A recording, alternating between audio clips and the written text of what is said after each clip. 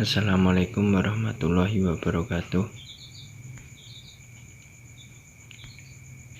Kami dari kelompok 5 akan mempresentasikan hasil pekerjaan kelompok kami. Sebelum itu, kami akan memperkenalkan anggota kelompok kami. Kenalkan, nomor 1, Erika Hilmayanti, absen 9. 2. Naslah Ainunuha, absen 23.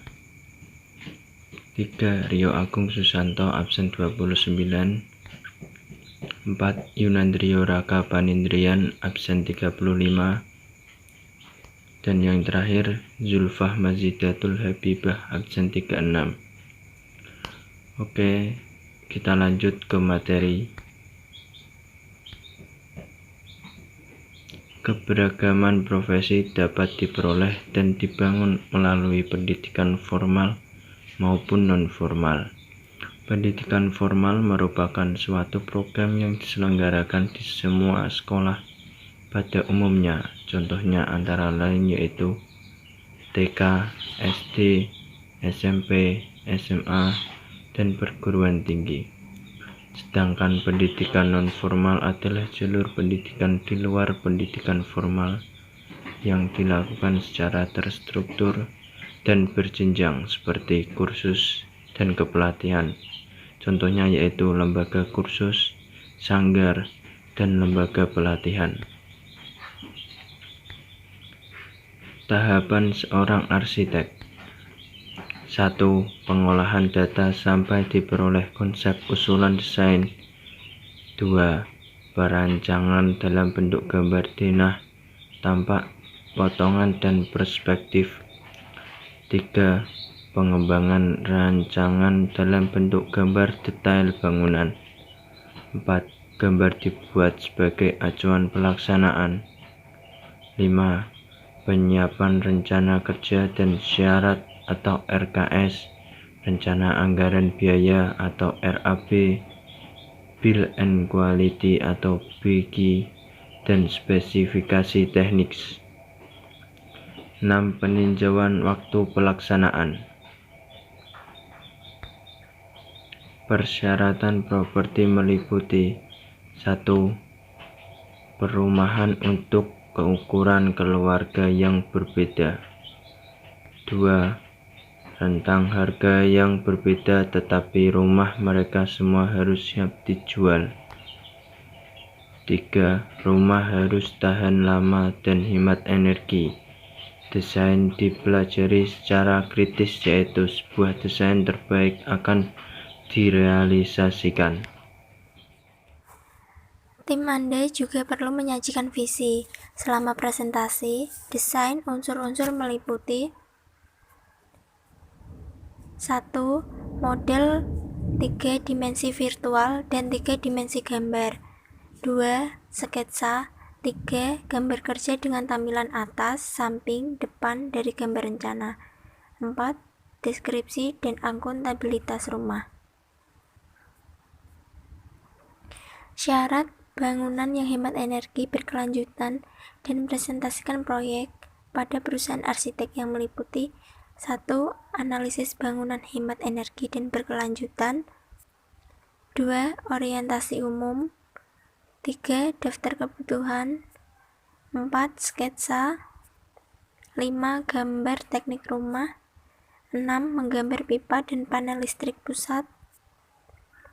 7. Model dan gambar 3 dimensi. 8. Penyelesaian. Apa tugas dari seorang arsitek? Arsitek mengambil bagian dalam perencanaan desain, perkiraan anggaran, dan pengontrolan pembangunan bangunan, seperti perumahan, pertokoan, dan perkantoran. Pekerjaan ini memerlukan kemampuan mengkombinasi desain yang menarik dan fungsi bangunan yang sesuai dengan tujuan dan aplikasi. Apa keterampilan yang harus dimiliki oleh seorang arsitek? Keterampilan yang dimiliki arsitek adalah berpikir imajinatif, serta kreatif dalam membuat desain. Kemampuan untuk menganalisis dan menilai masalah secara kritis, kemampuan melihat gambaran secara garis besar, serta memberi perhatian pada detail terkecil. Selanjutnya, apa saja yang dilakukan seorang arsitek jika terjadi penyimpangan di lapangan? Dalam proyek besar, arsitek berperan sebagai direksi dan memiliki hak untuk mengontrol pekerjaan yang dilakukan kontraktor. Bila mana terjadi penyimpangan di lapangan, arsitek berhak menghentikan, memerintahkan perbaikan, atau membongkar bagian yang tidak memenuhi persyaratan yang disepakati. 4. Apakah pekerjaan arsitek menjanjikan? Arsitek menjadi profesi yang paling banyak diminati oleh lulusan arsitektur karena sangat berkaitan dengan pembangunan. Dengan keterampilan yang dimiliki, seorang arsitek bisa mendapatkan upah mencapai 6-7 juta per bulan. 5. Apakah izin mendirikan bangunan IMB penting pada saat mendirikan bangunan? Iya, sangat penting, karena saat kita ingin mendirikan sebuah bangunan, apabila tidak mendapatkan izin, maka tidak dapat mendirikan bangunan tersebut. Sedangkan untuk syarat dipenuhinya IMB tersebut, desain bangunan harus dikerjakan oleh orang yang diakui berprofesi menjadi perencana. Tugas yang harus dikerjakan seorang arsitek. 1. Mengunjungi situs konstruksi untuk melihat bagaimana pekerjaan. 2. Konsultasi konstruktor yang landowner atau kontraktor. 3. Membuat cetak biru. 4. Bekerja detail. 5. Membuat model. Desain proyek usaha jasa profesi meliputi 1. Teamwork. Anda mengetahui tentang kekuatan dan kelemahan dalam bekerja kelompok. 2. Fokus produk. Anda termotivasi untuk membuat usaha jasa profesi yang sesuai dengan kebutuhan konsumen. 3. Inovasi. Anda menemukan solusi imajinatif untuk masalah, perencanaan, dan pengorganisasian. Tips marketing untuk arsitek. 1. Tips marketing untuk arsitek yaitu dengan optimalisasi layanan internet dengan membuka website atau blogspot. Pada layanan ini, sebaiknya Anda menampilkan portofolio Anda. 2. Membina hubungan dengan memberi tugas dengan full service. 3. Sebaiknya Anda memikirkan metode agar unggul dalam servis. 4. Apabila sebuah jasa perencana dianggap sebagai bahan baku, maka Anda butuh pabrik tempat Anda menjual bahan baku tersebut. 1.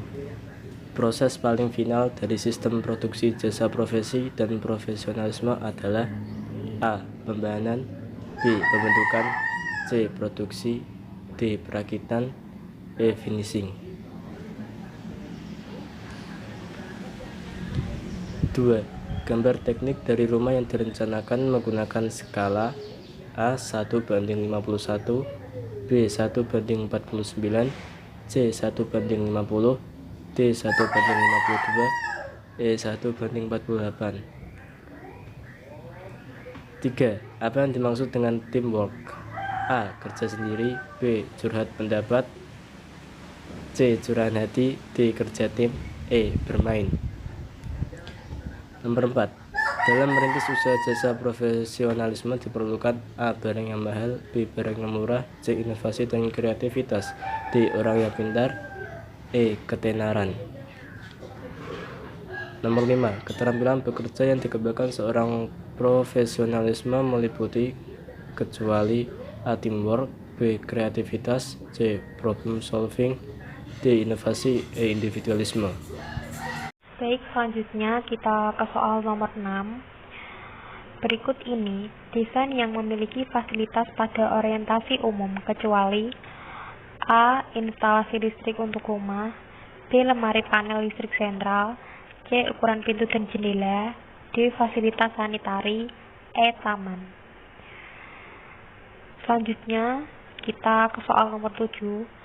Wirausaha yang cepat menangkap peluang yang muncul dari suatu kondisi lingkungan di sekitarnya yang tidak pernah melewatkan waktunya dengan sia-sia disebut wirausaha. A. Kreatif, B. Inovatif, C. Berkualitas, D. Jujur, E. Ulet. Selanjutnya, nomor 8. Berapa ukuran dimensi rumah maksimum pada komponen pengembangan ide dan gagasan? A. 10 meter kali 10 meter kali 8 meter. B. 14 meter kali 10 meter kali 9 meter. C. 11 meter kali 10 meter kali 9 meter. D. 10 meter kali 9 meter kali 10 meter. E. 10 meter kali 11 meter kali 9 meter. Lanjut lagi ke nomor 9. Tugas yang harus dikerjakan seorang arsitek diantaranya kecuali A. Membuat model, B. Bekerja detail, C. Hanya membuat sketsa saja, D. Mengunjungi situs konstruksi untuk melihat bagaimana pekerjaan, E. Membuat cetak biru. Yang terakhir yaitu nomor 10. Daftar kebutuhan merupakan A. Energi yang efisien dan berkelanjutan, B. Kebutuhan cadangan, C. Kebutuhan utama, D. Komponen yang dibutuhkan, E. Simbol kebutuhan. Sekian presentasi dari kelompok kami. Jika ada kesalahan kata yang disengaja maupun tidak disengaja, mohon maaf. Wabillahi taufik wal hidayah. Wassalamualaikum warahmatullahi wabarakatuh.